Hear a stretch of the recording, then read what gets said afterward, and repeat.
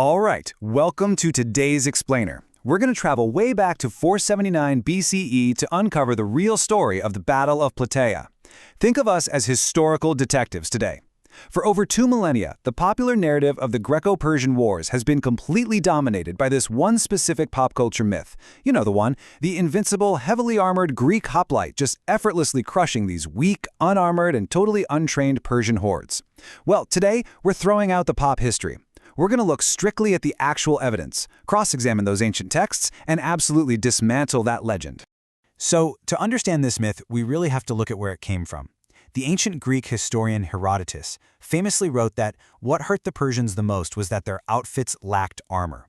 He literally claimed they fought like naked men against hoplites. And honestly, this single line right here, it served as the foundation for a universally accepted historical bias.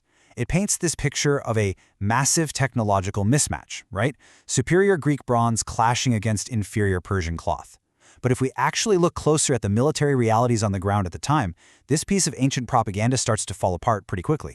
And that right there brilliantly illustrates exactly why we need modern scholarship. For this explainer, we're going to rely heavily on the fascinating research of modern military historian Rel Konyndyk from Leiden University. His work painstakingly cross-examines these ancient Greek sources and then compares them against actual battlefield mechanics and archaeological realities. Through his research, we're going to reveal the true sophistication of the Persian military machine. And spoiler alert, they were anything but weak. Let's dive right into part 1, challenging the ancient sources. Let's start by shattering some major preconceptions here. Whenever we think of the Greek army, we instantly picture the 300 Spartans, right? All elite all the time. But the reality is, the Spartans were totally the exception. The vast majority of the Greek forces at Plataea were essentially just an amateur militia. We're talking part-time soldiers, varying degrees of equipment, and honestly minimal formal training. The Persians? Well, they were the exact opposite. They deployed a seasoned, highly professional army. They had this intensely trained elite corps, battle-hardened troops from all over the empire, and a very sophisticated officer hierarchy. It was a well-oiled military machine. And remember, they had actually already won multiple pitched battles against Greek hoplites in the past. Now look at the sheer scale of the historical inflation here. It is just staggering. Herodotus claims a whopping 350,000 Persians faced off against about 108,000 Greeks. But modern historians point out that the actual Persian battlefield deployment simply doesn't support that math. For instance, the Persian commander, Mardonius, deliberately matched his 10,000 elite Persians exclusively against the 10,000 Spartans.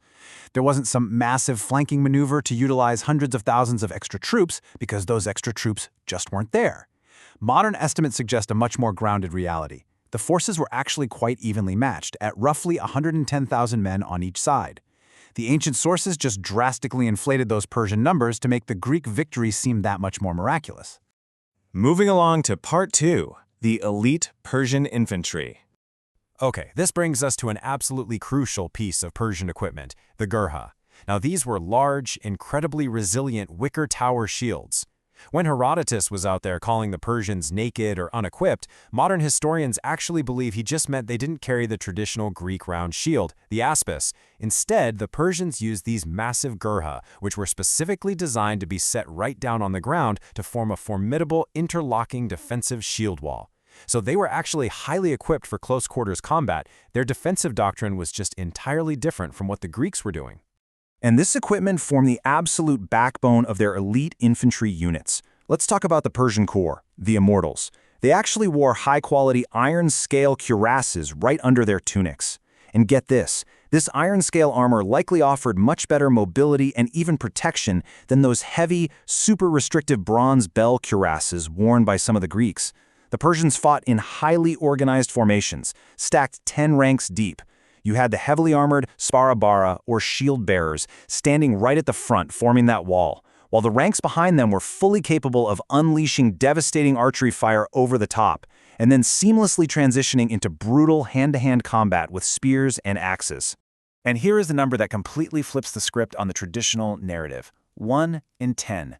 That is the modern estimate for how many Greek hoplites actually wore the legendary full bronze panoply. You know, the helmet, the breastplate, the greaves, the whole shebang. The vast majority of the Greek army was much more modestly equipped. When you realize that the elite Persians had iron scale armor and literally only a fraction of the Greeks had full bronze armor, well, the playing field evens out pretty significantly, doesn't it? It was definitely not a battle of impenetrable Greek tanks rolling over unprotected Persian peasants. Not even close. Which brings us to part 3, combined arms at Plataea. So, the Persian combined arms doctrine operated on this highly sophisticated sequence of warfare. Step 1, you deploy that Gurha infantry shield wall to anchor your line. Step 2, unleash a relentless massed volume of arrow fire from behind that wall to just completely thin out and demoralize the enemy. And then Step 3, utilize your highly mobile cavalry, armed with javelins and bows, to conduct these devastating hit-and-run attacks.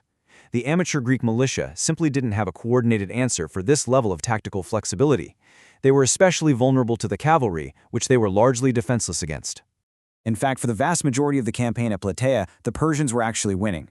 Under the command of Mardonios, the Persian cavalry completely dominated the Greeks for days. I mean, they utilized their mobility to totally control the battlefield.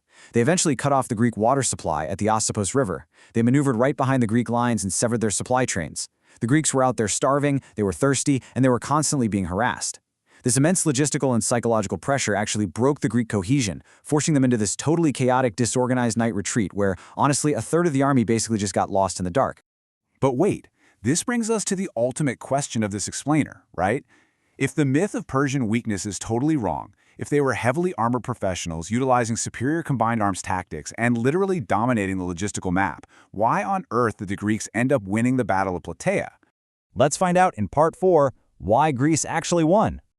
Here is the absolutely crucial point to take away from all this.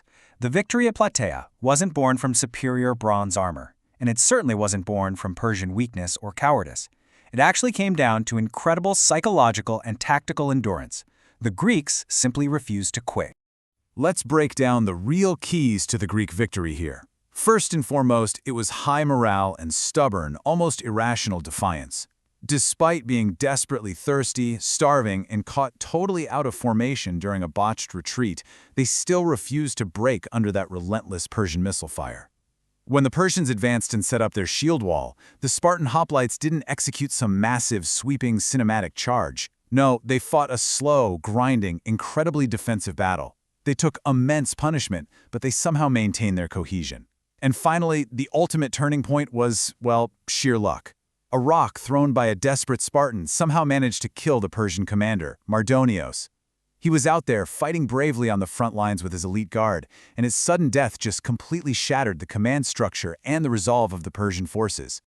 To kind of close the loop on our ancient sources here, we have to look at another quote from Herodotus.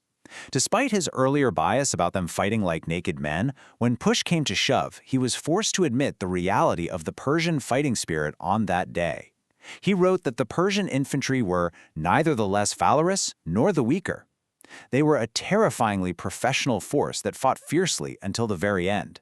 The Greeks didn't beat a weak enemy, folks. They barely survived a remarkably strong one. Which leaves us with a final, really provocative thought to chew on. If a defining event of Western civilization, literally the battle that saved Greece, was shaped for thousands of years by the biased propaganda of the victors, what other historical facts that we just take for granted are actually myths waiting to be debunked? Keep questioning the narrative and always keep seeking the evidence. Thank you so much for joining me on this explainer, and I really hope this sparked your curiosity to dive deeper into the real mechanics of history.